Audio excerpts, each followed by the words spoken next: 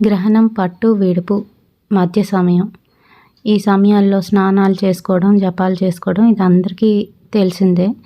మరి మార్నింగే తొందరగా లేచిపోయి మొత్తం నేను శుద్ధయ్యి ఇంటిని కూడా శుద్ధి చేసి ఆ తర్వాత దేవుడి గది అయితే పట్టుకున్నాను. దేవుడి గదిలో క్లీనింగ్లు చేస్తూ ఓ పక్కనేమో వంట అయితే స్టార్ట్ చేశాననమాట. మరి క్యారేజీలు కట్టాలి కదా టైంకి. అయితే అంతా అయ్యేసరికి నాకు 10:30 అయితే అయ్యిందండి. పటాలన్నీ శుభ్రంగా తుడుచుకొని కిందనంతా క్లీన్ చేసుకొని బొట్లు పెట్టి అమ్మవారికి రోజు చుక్క కూడా పెట్టేశాను బుగ్గన. ఎందుకనంటే బాగా దిష్టి పడిపోయింది తల్లి. ఈ మధ్యకాలంలో 40 రోజులు దీక్ష చేసినప్పుడు వచ్చిన ముత్తైదువులందరూ కూడా అబ్బాయి ఎంత బాగుందో అని దిష్టి పెట్టేశారు. మరి ఈరోజు దిష్టి కూడా తీసేసానమాట.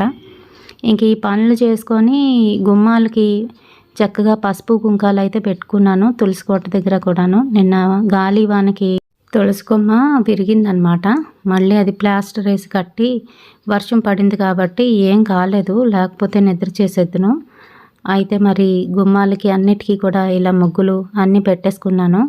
అప్పుడే నాకు కొరియర్ కూడా వచ్చింది. ఇదేంటి అని అనుకుంటున్నారా? మరి నాకు వంట చేసినప్పుడైనా నేను ఏదైనా పని చేస్తున్నప్పుడు నాకు కృష్ణయ్యని చూడడం బాగా అలవాటు అనమాట. ముద్దులాడుతూ పక్కన వంట అయితే చేసుకుంటూ ఉంటాను. అలానే ఆ ఫోటో పెట్టుకునేది పాడైపోయింది. అందుకనే మళ్ళీ ఇంకో చిన్న కృష్ణయ్యని అయితే తెప్పించుకున్నాను. చూడండి ఎంత బాగుందో కదా. నేను ఇది మీషో నుంచి అయితే తెప్పించానండి. 120 రూపీస్, అంతే, ఎక్కువేం కాదు.